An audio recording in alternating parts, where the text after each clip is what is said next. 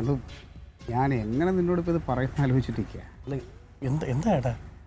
ഒന്നുമില്ലടാ, നമ്മളെ കനകനില്ലേ, ആ അതിനൊരു ചെറിയ വിഷമം. എന്തു പറ്റി? ഇല്ല, ഒന്നും പറ്റിയിട്ടല്ല. നീ വന്ന പിന്നെ ജമന്തിയോട് നീ അമിതമായിട്ട് സംസാരിക്കുകയും ഇടപഴകുകയൊക്കെ ചെയ്യുന്ന കണ്ടപ്പോൾ അവന് എന്തോ ഒരു സംശയം പോലെ. അല്ല എന്താണ് ചേട്ടൻ ഉദ്ദേശിക്കുന്നത്? എനിക്ക് മനസ്സിലാവുന്നില്ല. അല്ലടാ, ഒന്നും ഉണ്ടെന്നല്ല ഞാൻ പറഞ്ഞേ. അവന് എന്തോ അതങ്ങോട്ട് ഉൾക്കൊള്ളാൻ കഴിയുന്നില്ല. അവനെ ഒരു ഭർത്താവല്ലേ, അപ്പോൾ ആ രീതിയിൽ ചിന്തിച്ചപ്പോൾ അവനെന്തോ ഒരു സംശയം തോന്നി, അത്രേ ഉള്ളൂ. അല്ല ഞാൻ അതിന് തെറ്റായിട്ട് ഞാനൊന്നും ചെയ്തിട്ടില്ലല്ലോ. നീ തെറ്റ് ചെയ്തെന്ന് ഞാൻ പറഞ്ഞില്ലല്ലോ എന്ന്. നിന്നെ എനിക്കെന്താ അറിയില്ലേ? അതെ, നീ ഒരു കാര്യം ചെയ്യും, തൽക്കാലം നീ ഇവിടെ നിന്ന് പോകാൻ നോക്ക്. അല്ല ഇതൊരു പ്രശ്നം എന്തെങ്കിലും ഉണ്ടോ? ഇത് ഇല്ല, അതിപ്പോൾ കനകന് ഇതിപ്പോൾ പെട്ടെന്ന് തോന്നിയ ഒരു ഇത്, അത്രേ ഉള്ളൂ. അതൊക്കെ അങ്ങ് മാറും. ഞാൻ എന്തെങ്കിലും സംസാരിക്കണോ കനകേട്ടനുമായിട്ട്? അതൊന്നും വേണ്ട, അത് ചിലപ്പോൾ ഇനി കൂടുതൽ വഷളാവും. നീ ഒരു കാര്യം ചെയ്യും, തൽക്കാലം ഇവിടുന്ന് പോകാൻ നോക്ക്. ഇനിയും 10-15 ദിവസം ഉണ്ടല്ലോ. 10-15 ദിവസമുണ്ട്. പക്ഷേ ഞാനും കുറച്ച് ശ്രദ്ധിക്കണമായിരുന്നു ചേട്ടാ.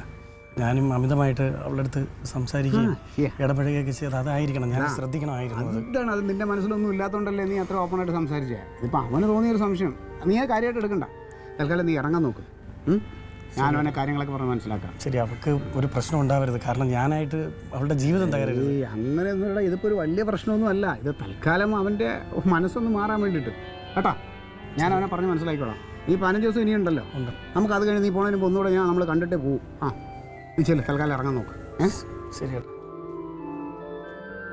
മോശമായിപ്പോയി. എന്ത് പറയാനാ, അവൻ്റെ ഓരോ ഞങ്ങൾ ഒരുമിച്ച് ഇന്ന് പൊന്മുടിയിലൊക്കെ പോകാമെന്ന് പറഞ്ഞിരുന്നതാ. അതാ വലിയ കാര്യം. നത്ത് നോക്കണമില്ലേ, എല്ലാം ഒപ്പിച്ചു വെച്ചിട്ട്.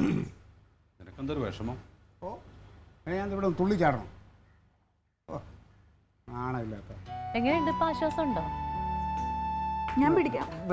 പിള്ളേർ നമ്മളെ കുടുംബത്തിലൊക്കെ ഇറങ്ങട്ടെ അമ്മ, കാണാം.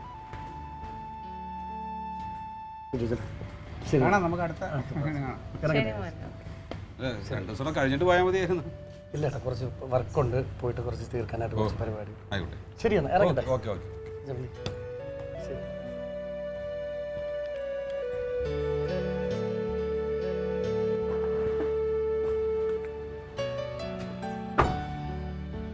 അവിടെ എത്തിയിട്ടൊന്ന് വിളിക്കണേ.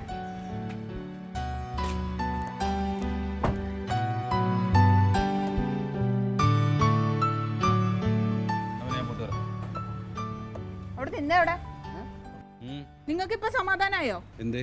അല്ല, ചന്തോട്ടം പോയല്ലോ, ഇപ്പൊ നിങ്ങൾക്ക് സമാധാനായോന്ന്? അതിന് ഇപ്പൊ നിങ്ങൾക്ക് തലയ്ക്ക് വെളിവ് വന്നോ? എന്താ നിനക്ക് എന്താ പ്രശ്നം എന്ന് പറ. ചന്തോട്ടൻ എന്തിനാ ഇങ്ങോട്ട് വന്നേന്നറിയാമോ?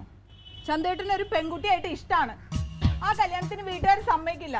നമ്മൾ എല്ലാവരും കൂടി അതൊന്ന് നടത്തി കൊടുക്കണം. അത് പറയാനാ വന്നത്. എന്നിട്ട് എന്നോട് പറഞ്ഞില്ലല്ലോ. അതെങ്ങനെ പറയും? അതെ, ഞങ്ങൾ ഒന്നിച്ച് കളിച്ച് വളർന്നവരാ. അപ്പൊ അതിന്റെ ഒരു സ്വാതന്ത്ര്യമൊക്കെ ഉണ്ടാവും. അത് കൊണ്ട് നിങ്ങൾക്ക് സംശയല്ലേ? എടി മതി, അവൻ നിന്നോടുള്ള ഇഷ്ടക്കൂടുതലും കൊണ്ട് കാണിച്ചതല്ലേ.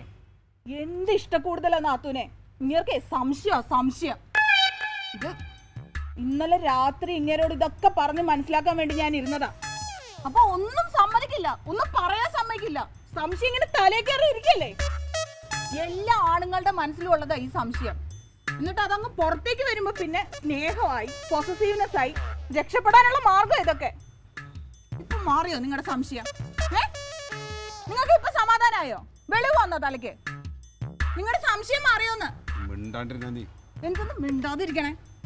അതെ, നിങ്ങൾ ആണുങ്ങൾക്കുള്ള സംശയം ഞങ്ങൾ പെണ്ണുങ്ങൾക്കും കൂടി വന്നാലേ ഒന്ന് ആലോചിച്ച് നോക്ക്. ഒരു കുടുംബം എങ്ങനെ നടന്നു പോകുന്ന, പിന്നെ കുടുംബം ഉണ്ടാവോ? എന്താ മിണ്ടാത്തെ?